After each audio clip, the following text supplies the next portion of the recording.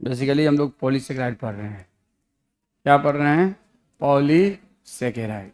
और पॉलीसेकेराइड में होमो पॉलीसेकेराइड होता है और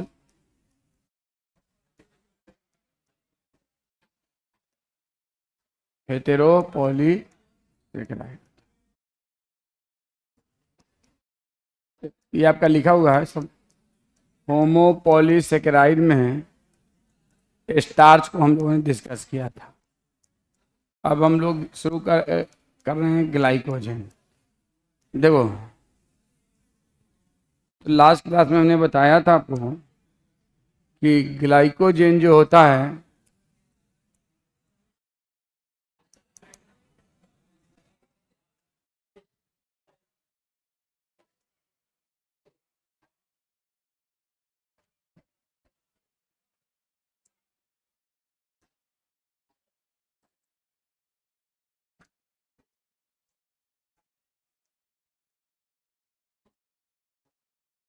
जो ग्लाइकोजन होता है वो स्टोरेज फॉर्म ऑफ कार्बोहाइड्रेट किसमें किसमें होता है? किसमें किसमें स्टोर होता है? Animal, fungi and bacteria.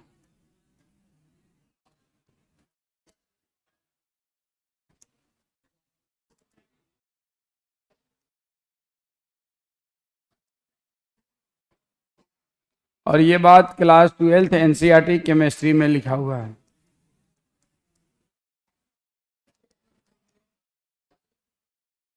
उसके अलावा in human it is stored in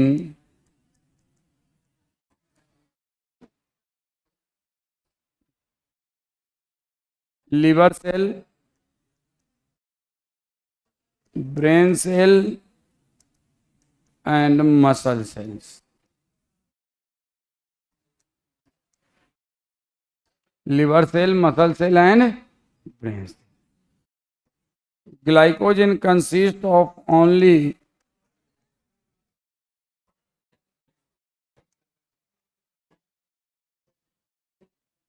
amylopectin chain.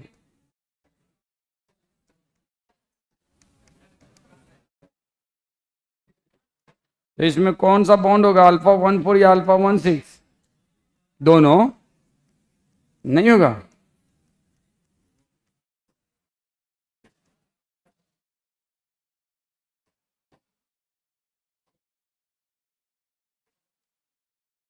मैंने आपसे लास्ट क्लास में कहा था, आप लोग बताइएगा, what is the difference between amylopectin of starch and amylopectin of glycogen? तो देखो,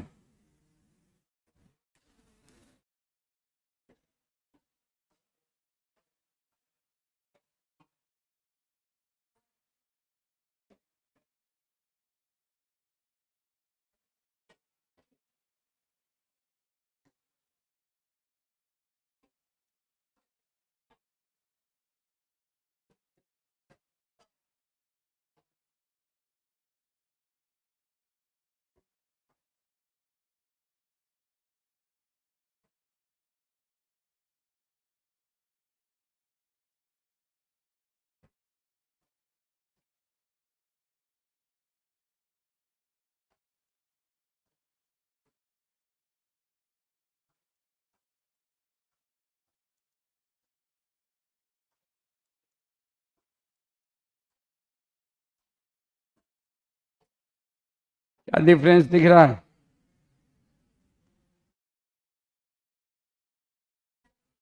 यस।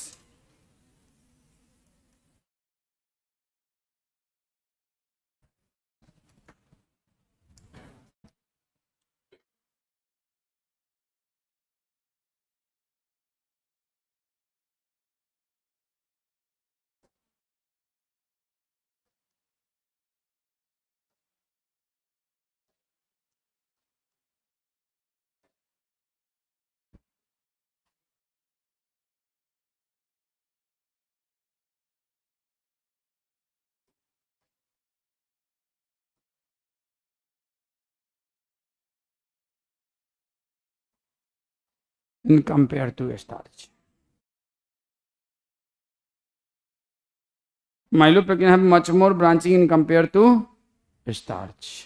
ये डायग्राम बनाइए क्या? चलिए बना लीजिए, ऐसे बनाने की जरूरत नहीं है, जो समझाने के लिए था। चलो बना दो।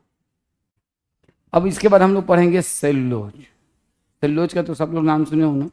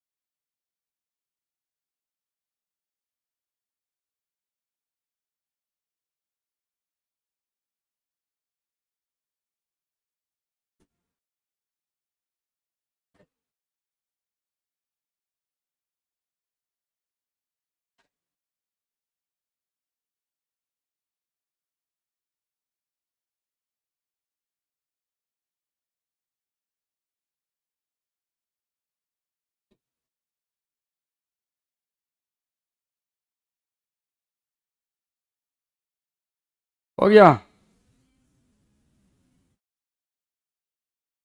अब आप लोग मुझे बताओ,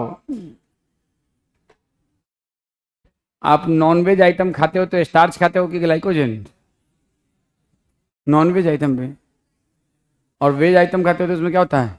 दैट्स सही है। चलो अब आ जाओ। अब नेक्स्ट है सेलुलोज।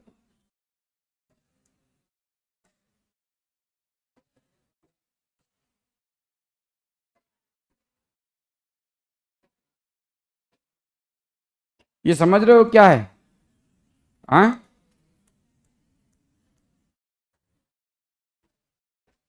यहाँ पे इन सब जगहों पे क्या होगा? तो अब कोई दिक्कत? अब इसको हमने 1 2 3 4 5,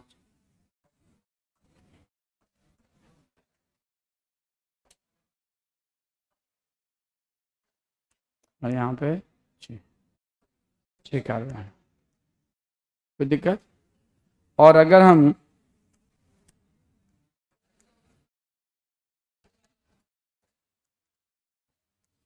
तो ये कौन सा ग्लूकोज होगा? बीटा या अल्फा? ऊपर ओ OH नीचे से बीटा। कोई दिक्कत? अब बनाओ मत, इसको बनाओ मत। अब ऐसे बीटा ग्लूकोज सैकड़ों, हजारों में, हजारों 10,000 बीटा ग्लूकोज एक चैन में, अराउंड 10,000 एक दूसरे से अटैच होते हैं। एक दूसरे से अटैच होते हैं। क्या होता है? तो मैं बना देता हूँ।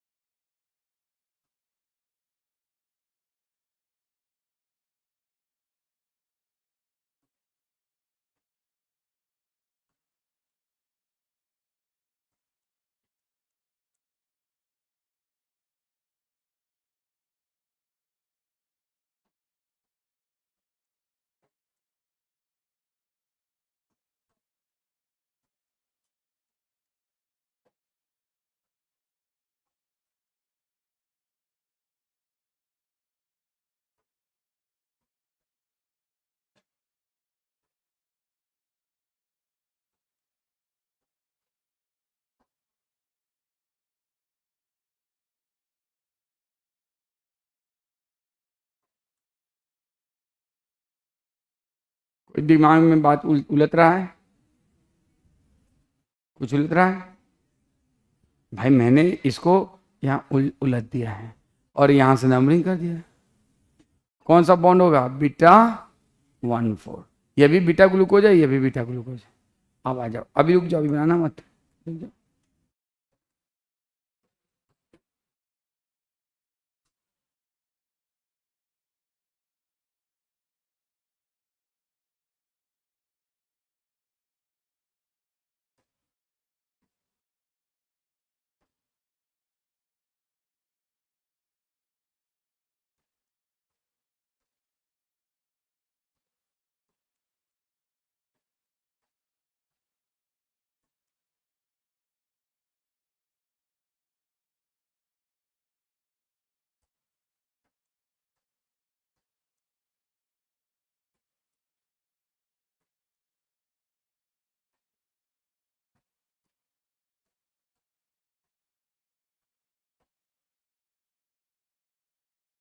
फिर से वापस इसको पलट दिया। ऐसे ही अल्टरनेटली उल्टा पलटी क्या? ऐसे देखो, जैसे देखो इसको ऐसे, प्लीज अभी बनाना मत।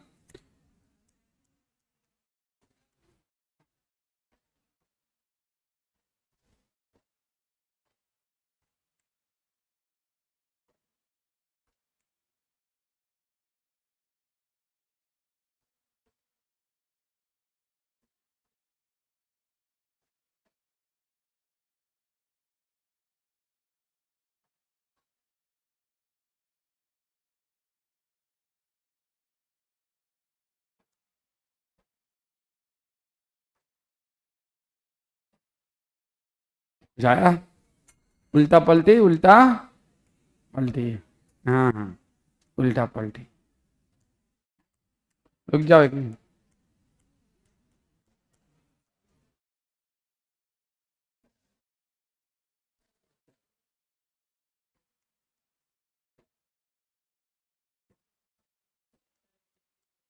दिमाग है तो समझ लो, नहीं दिमाग है तो कोई बात नहीं।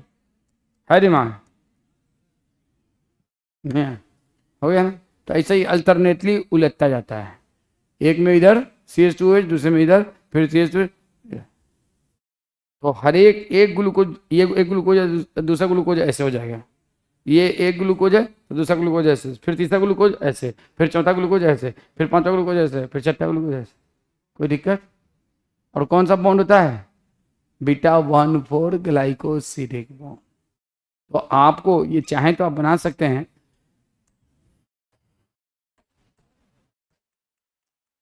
In glucose thousand in cellulose,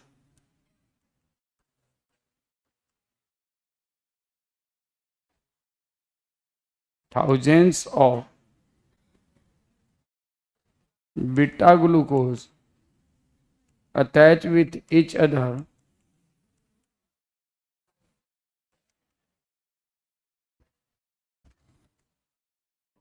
through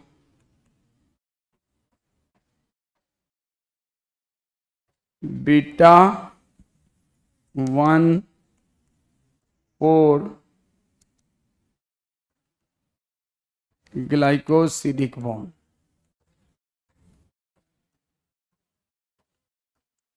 Here adjacent glucose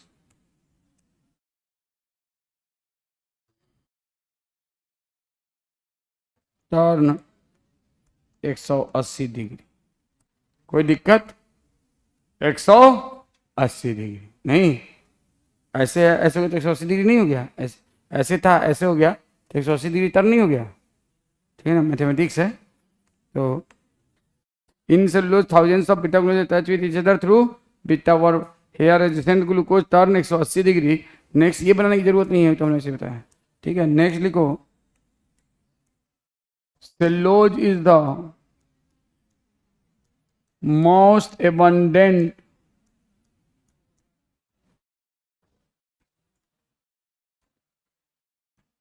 organic polymer. Most abundant organic substance कौन सा है? ग्लूकोज। लेकिन मोस्ट अबंडेंट ऑर्गेनिक पॉलीमर कौन सा है?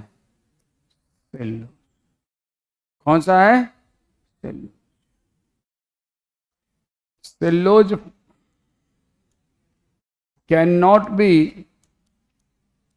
Digested by human being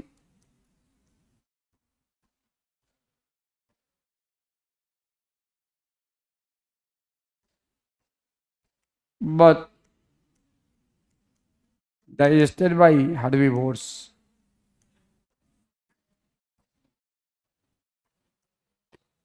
Despite this, it is essential component of diet. क्यों? इसको हम डाइजेस्ट कर नहीं पाते, फिर भी एसेंशियल कंपोनेंट है डाइट का। चलो बताऊंगा, लिखो next. Cellulose is secondary metabolite.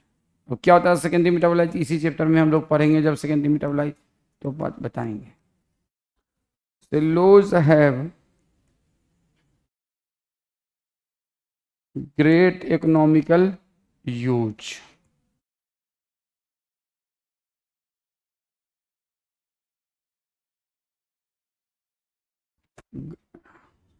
Cellophane याद है, जिसे फिल्टर किए थे एनालिसिस, वो भी किसका बना है? सेलुलोज।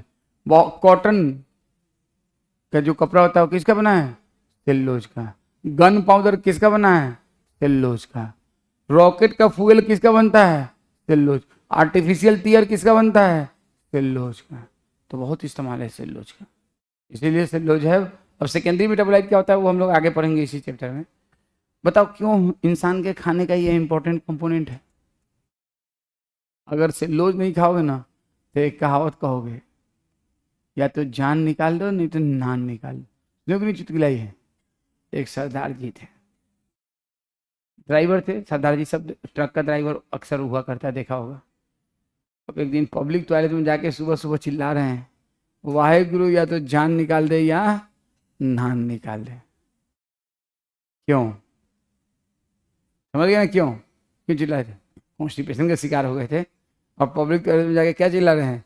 वाहेगुरु या तो जान निकाल दे नहीं तो नान निकाल दे। क्यों ऐसा? क्यों सरदार जी ऐसा चिल्ला रहे थे? Because Sardar ji have taken very less quantity of cellulose. जो सेलुलोज में एक एबिलिटी होती है क्या, अभी मैं बताता हूँ। ये उधर का हो गया है?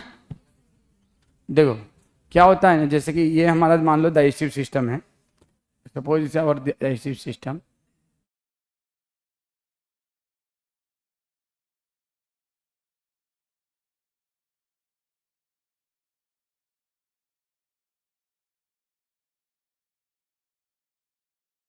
आपको बनाने की जरूरत नहीं, डोंट ड्रॉ।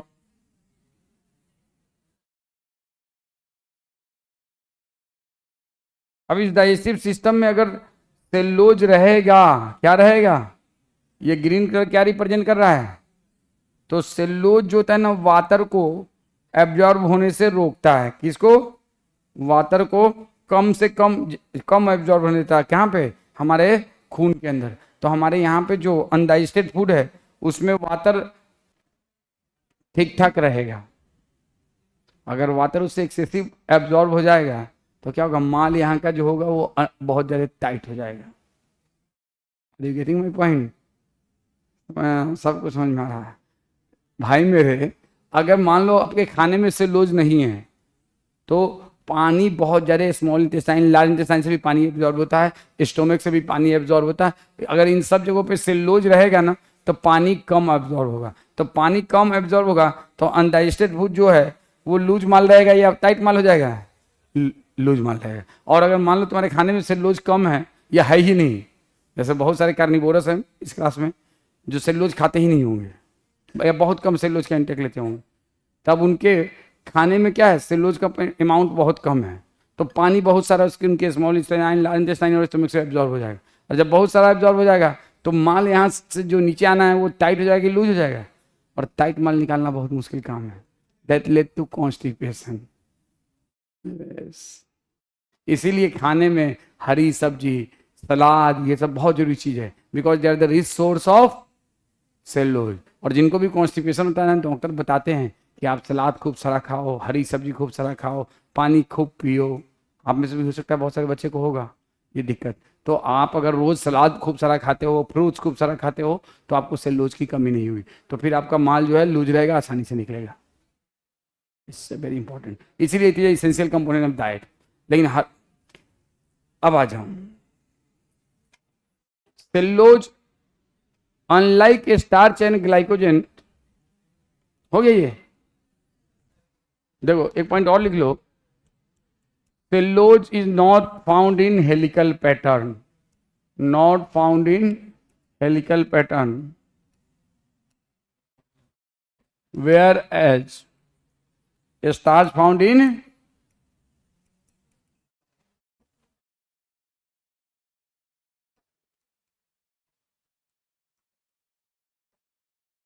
Helical pattern.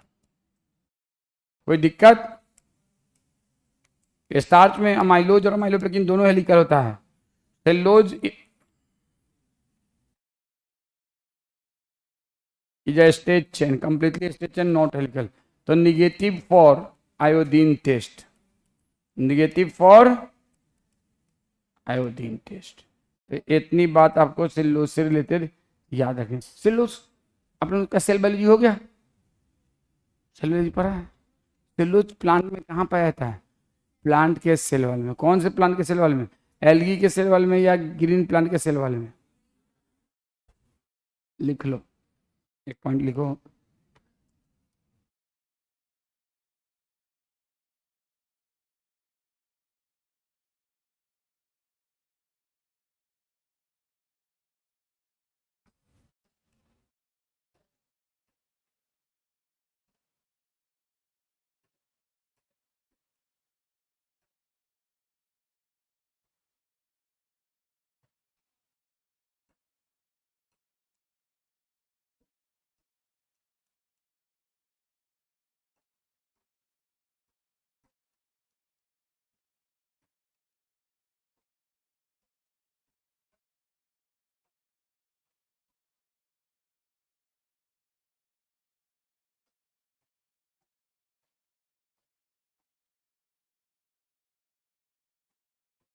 आपके एनसीईआरटी में है।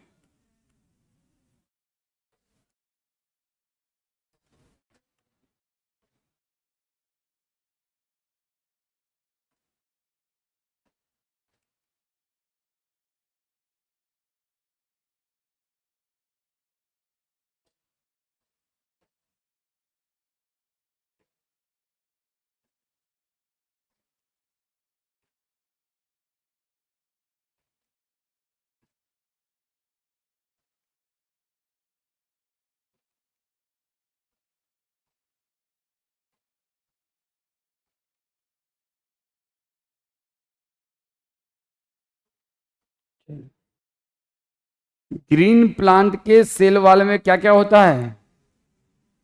तो सेलुलोज, हेमीसेलुलोज, पेक्टिन, प्रोटीन। और एल्गी के सेल वाल में क्या क्या होता है? Cellulose, galactan, mannan, mineral like calcium का। और ये आपके सेल बायोलॉजी वाले चैप्टर में दिया हुआ है, और आपको ये ध्यान रखना है। और इसके लिए बड़ा अच्छा एक निमोनिक है, अपने मामी को इमेजिन करो सिगरेट पीते हुए। हाँ, मामी मामा की वाइफ मामी। अब किसकी किसकी मामी है? जिसकी जिसकी मामी हो ना, तो सोचो कि मामी कुर्सी पे बैठ के सिगरेट पी रही है। हाँ, सीगा मामी। किसके लिए? एल्गल सेल वाल के लिए।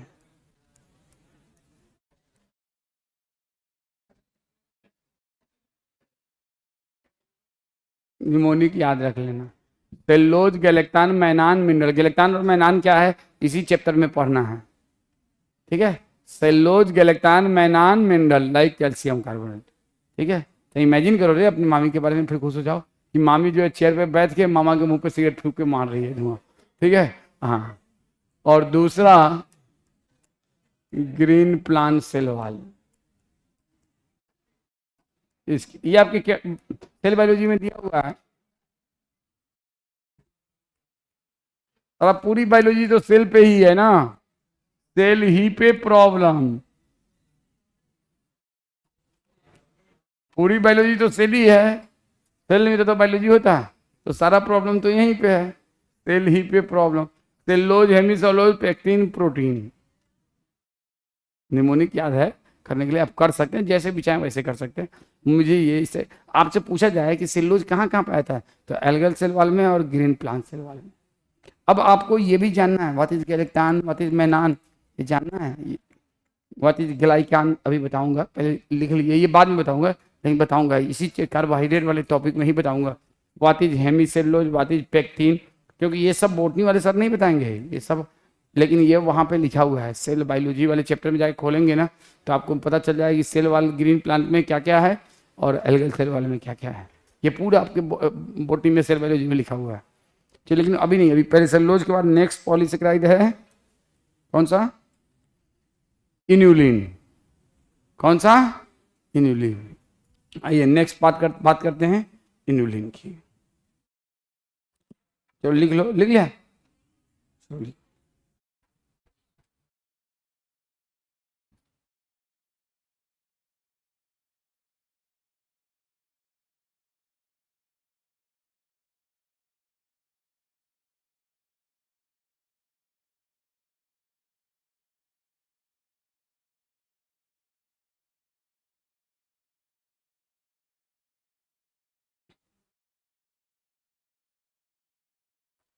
हाँ बोलो, क्या हुआ।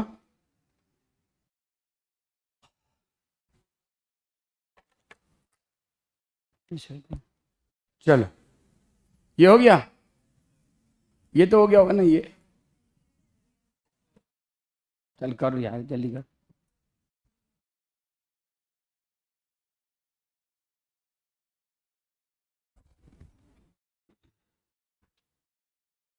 देखो, अगर हम बात करें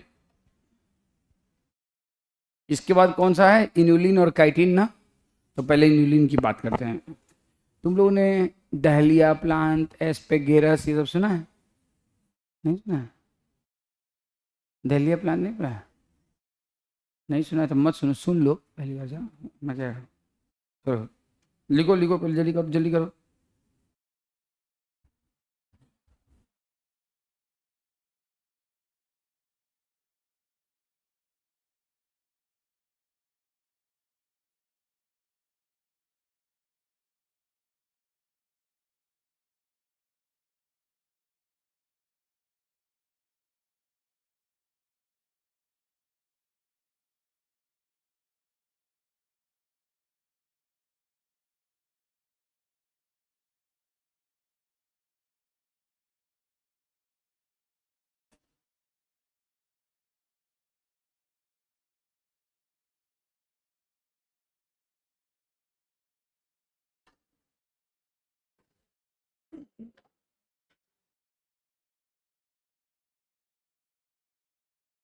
हो गया।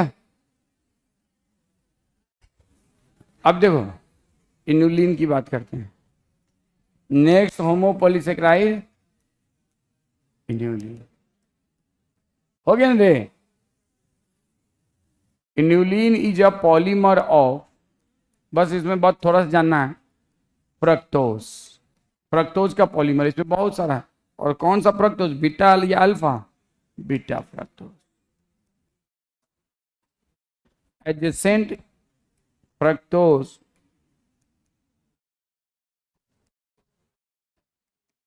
attach with each other through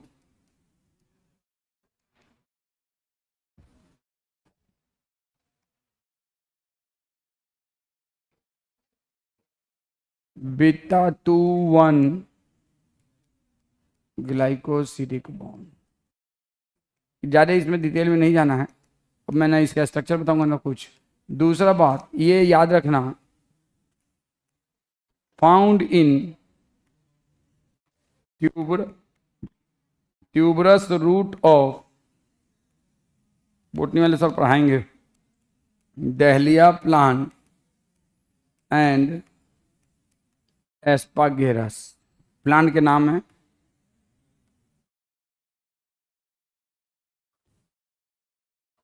inulin used for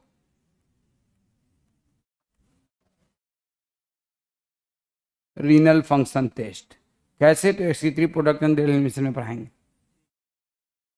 renal function test. अब हम लोग बात करेंगे काइटिन। इससे यार इसमें कुछ जानने की जरूरत नहीं है। अब रीनल फंक्शन टेस्ट क्या होता है, तो ये हम लोग पढ़ेंगे excretory product and there elimination वाले चैप्टर में, और इसका कैसे इन्यूलिन का इस्तेमाल है। बाकी ये ट्यूबरस रूट क्या होता है बोटनी वाले सर बताएंगे, हमको नहीं मालूम।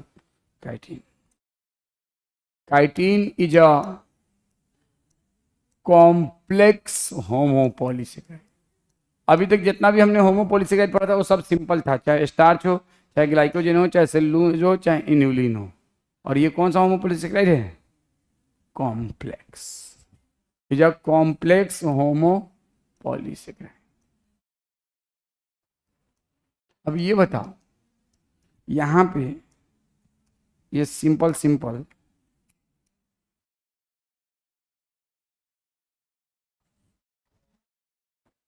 तुम लोग ये डायग्राम मत बनाना।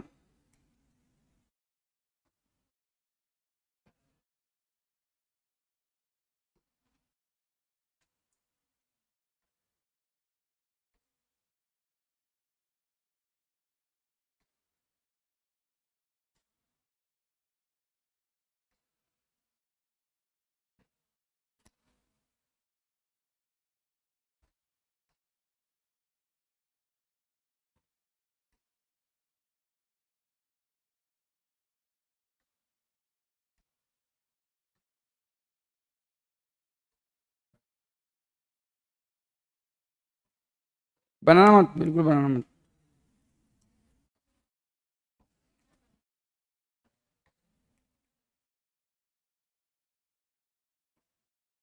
Don't draw.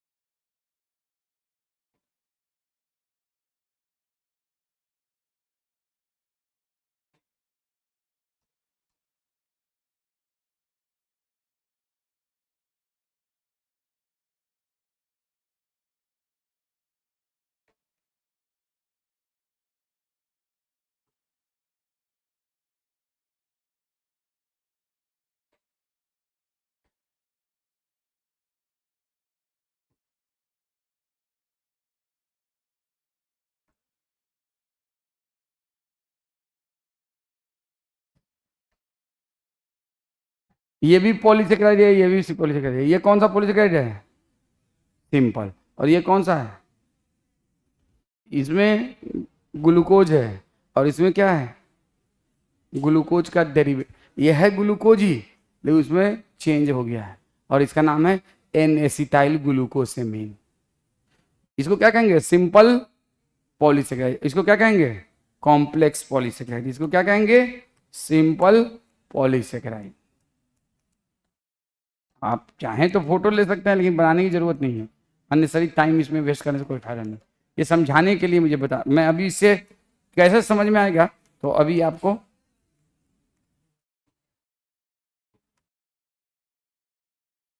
एक कॉम्प्लेक्स पॉलीसेकेराइड। अब देखो, ये सेलुलोज वाला स्ट्रक्चर कहाँ बनाया था? सेलुलोज कहाँ गया? यही तो है ना? हाँ, यस। ये एक सेलुलोज है, ये सिंपल है कि कॉम्प्लेक्स है? सिंपल है। अब देखो, अब देखो तुम लोग,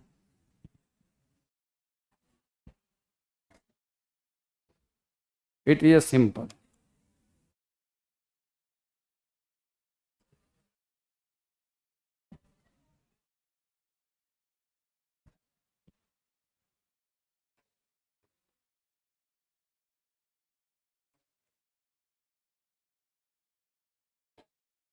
इधर। हाँ।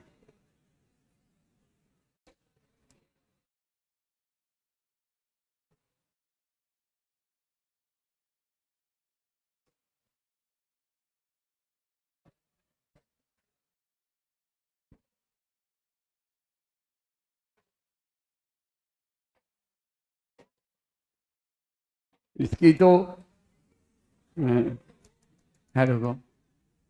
हम्म,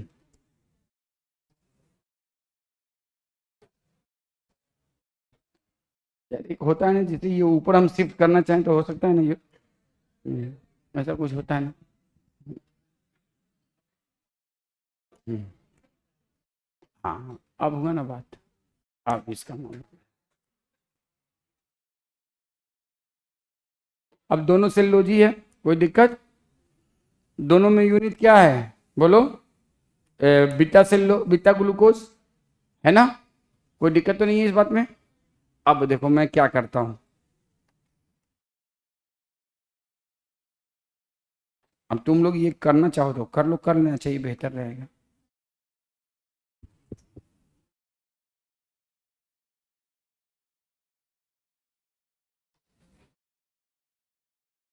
नीचे वाले को ऐसे ही छोड़ देते हैं, ऊपर वाले में करेंगे।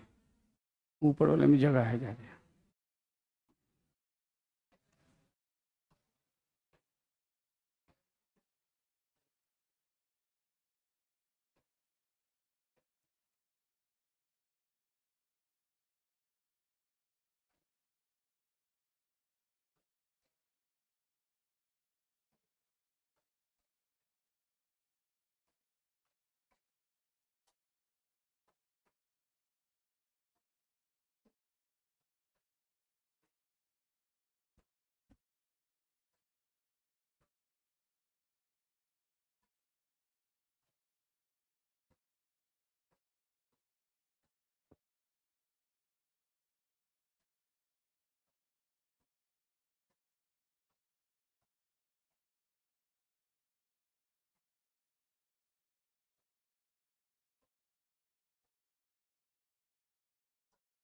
अब बताओ, आप लोग मुझे बताओ, दिस इज कॉम्प्लेक्स और दिस वन इज कॉम्प्लेक्स? ऊपर वाला कॉम्प्लेक्स है या नीचे वाला? क्यों कॉम्प्लेक्स है? क्योंकि इसमें खतरनाक सा आइटम लग गया ये। क्यों? इस वजह से ये कॉम्प्लेक्स हो गया है। तो इसको हम क्या कहते हैं? सेल्लोज है। This is cellulose and this is chitin. Chitin is made by this खतरनाक structures. The individual in is known as N acetyl glucosamine. अभी बताता हूँ। इसमें इंडिविजुअल को हम क्या कहते हैं? एन एसिटाइल, आपके बुक में लिखा भी हुआ है, एन एसिटाइल ग्लूको। तो इसमें इंडिविजुअल इनको बीटा ग्लूकोज नहीं कहेंगे, अब इसका नाम क्या होगा? 2 एन एसिटाइल ग्लूकोसेमाइन। तो सिंपल और कॉम्प्लेक्स का कंसेप्ट समझ में आया? तो ये simple polysaccharide and chitin is a complex. Chitin is a complex. अब देखो, तो अब नेक्स्ट पॉइंट इसमें लिखना, chitin made by multiple units of multiple units of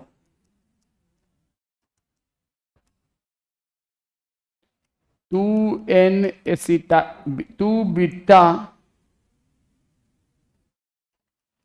n acetyl glucosamine. It is a second most abundant polymer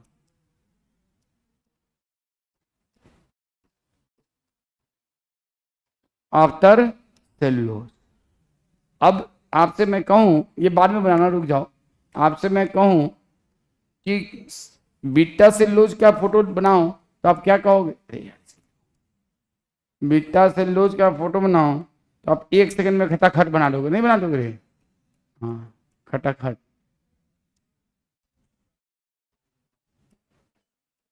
बनाओ, बना लो।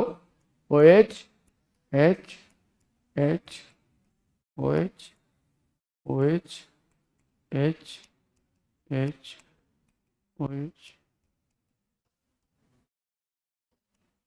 ये क्या है? Beta cellulose. और इसमें नंबर बनाना, ये जरूर बनाना, 1 2 3 4 5 6, और इसी का डेरिवेटिव है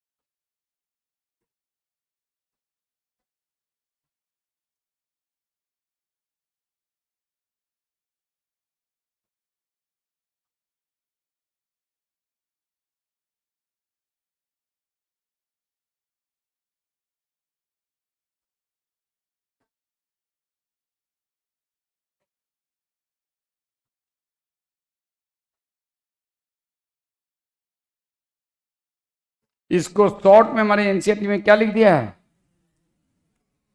ग्लूको एसिटाइल ग्लूकोसामाइन। लेकिन पूरा नाम इसका क्या है, एन एसिटाइल, और पूरा नाम क्या है, टू बीटा। और इन दोनों के लिए क्या वर्ड इस्तेमाल करते हैं हम लोग, पढ़ोगे सेल बायोलॉजी में, नाग, एन एसिटाइल ग्लूकोसामाइन, सुना है नाग, यही है नाग। दस लेगा, जल्दी से बना लो तो दस लेगा। हाँ, N acetyl, this is the NAG, जिसमें सेकेंड पोजीशन पे क्या होता है, तो OH is replaced by this structure, OH is replaced by this structure, this structure second position पे। अब इसके मल्टीपल यूनिट से क्या बनता है, काइटिन, तो chitin is a complex polysaccharide, ठीक है। अब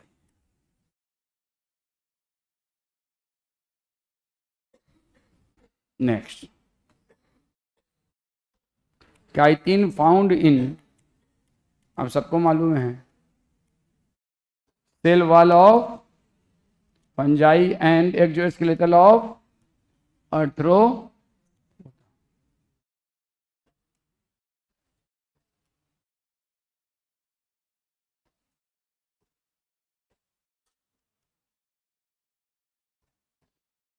एक्सोस्केलेटल of arthropoda, exoskeletal of arthropoda, cell wall of fungi and exoskeletal of arthropoda. तो आज के बाद कोई पूछे कि कॉम्प्लेक्स होमोपॉलीसेकेराइड कौन सा है, तो एक ही याद रखना है, काइटिन। बाकी ये स्टार्च, ग्लाइकोजन, सेलुलोज, इन्युलिन, ये सब क्या है, चाहे कॉम्प्लेक्स हो चाहे सिंपल हो, ऑल पॉलीसेकेराइड में left and reducing, reducing and right end is, इसमें भी होगा ना, याद करो, तो सारे के सारे में क्या होगा, left and reducing and right and, कोई दिक्कत, सिवाय देखो ओलिगोसेकेराइड में सारे ओलिगोसेकेराइड भी रिड्यूसिंग होते हैं, सिवाय सुक्रोज को छोड़ दो तो, बाकी वो उसमें भी left and non reducing and right and reducing. चलो करो जल्दी से करो। तो देखो बायोमोलिकुल जो है ना, बायोलॉजी की जान है, अगर आपने बायोमोलिकुल ढंग से पढ़ा ना तो पूरी बायोलॉजी आप इंजॉय करेंगे, क्योंकि बेसिक्स बायोलॉजी का सारा कुछ यही है, ठीक है ना, इसलिए बायोमोलिकुल को बहुत ढंग से पढ़ना होता है, that is why I take the time to teach the biology, ठीक है ना, क्योंकि ये बहुत इंपॉर्टेंट टॉपिक है, इसका यही नहीं इस्तेमाल, इवन आप मेडिकल कॉलेज में जाएंगे, बायोटेक्नोलॉजी में जाएंगे, बायोकेमिस्ट्री में जाएंगे, बायोफिजिक्स में जाएंगे, नैनो बायोटेक्नोलॉजी में जाएंगे, सब जगह इसका इस्तेमाल होगा।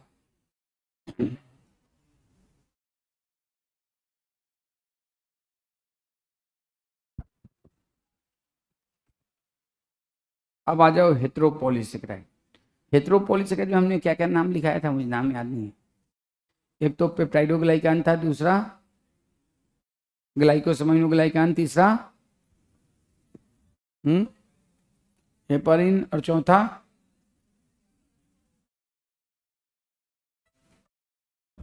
जी सर नमस्कार।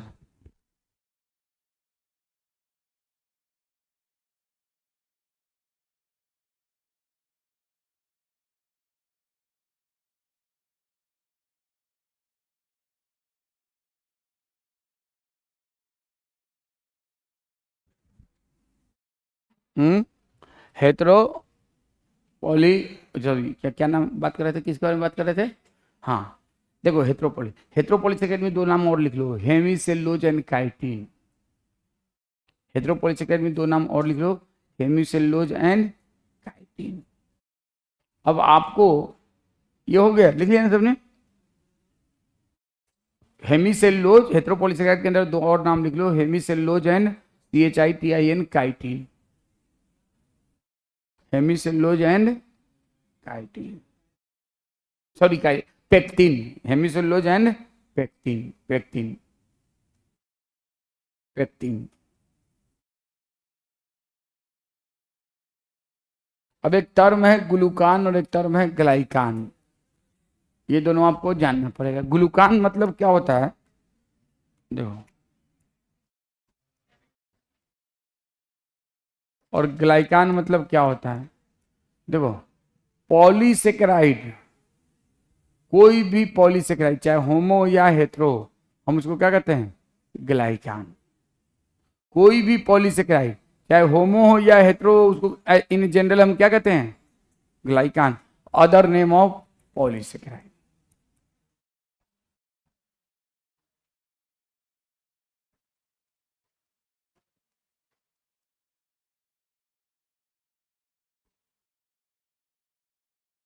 अब देखो, ग्लूकान मतलब क्या हुआ? Polysaccharide of glucose. तो इसके अंदर क्या क्या होगा, जल्दी से लिखना, ये इसके अंदर क्या होगा?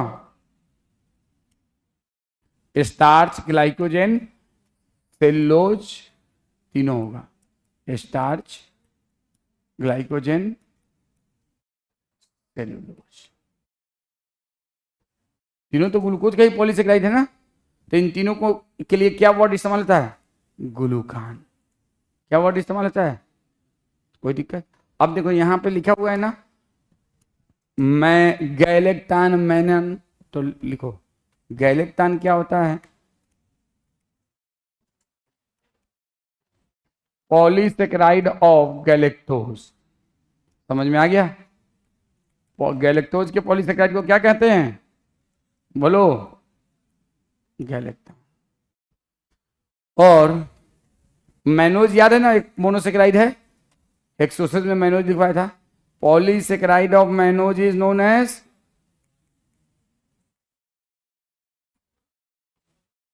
अब ये क्यों बता रहा हूं, क्योंकि सेल बायोलॉजी में तुमको कोई नहीं बताया कि व्हाट इज मैनान, सीधे रटना होगा आपको।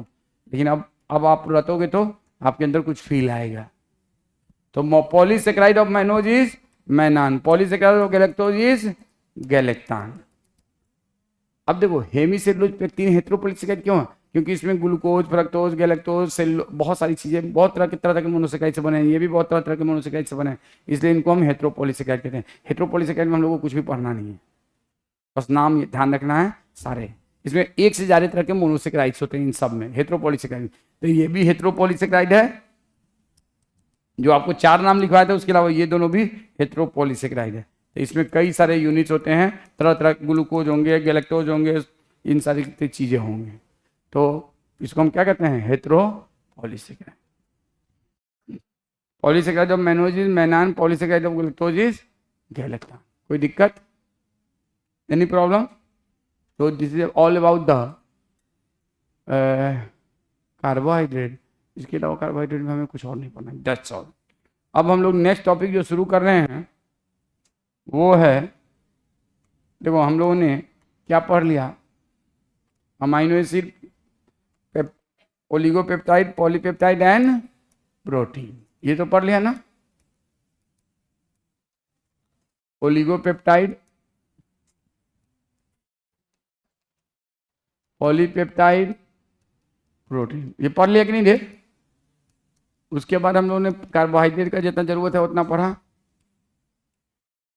अब नेक्स्ट टॉपिक जो पढ़ेंगे वो पढ़ेंगे लिपिड, और उसके बाद न्यूक्लिक एसिड। तो व्हाट इज लिपिड? अभी हम लोग जस्ट नाम लिखते हैं, lipid. Lipid also known as fat. Fat लिखना ऐसे ठीक नहीं, चलो lipid, lipid. What is definition?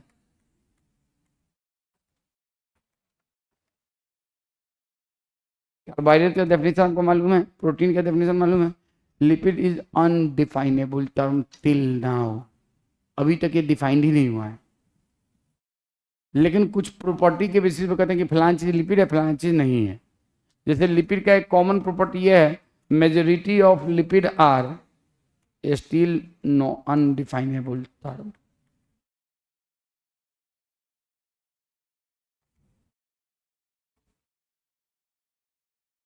But certain group of substances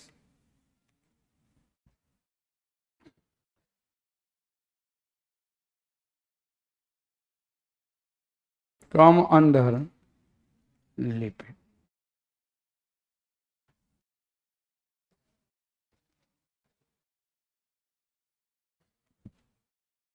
Come under lipid.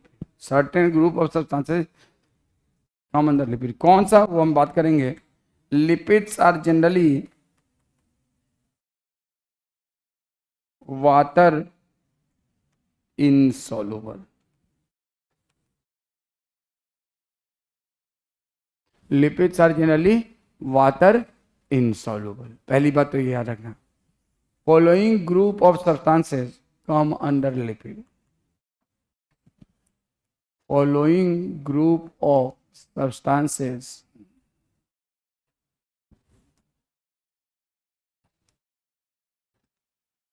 generally come under lipid.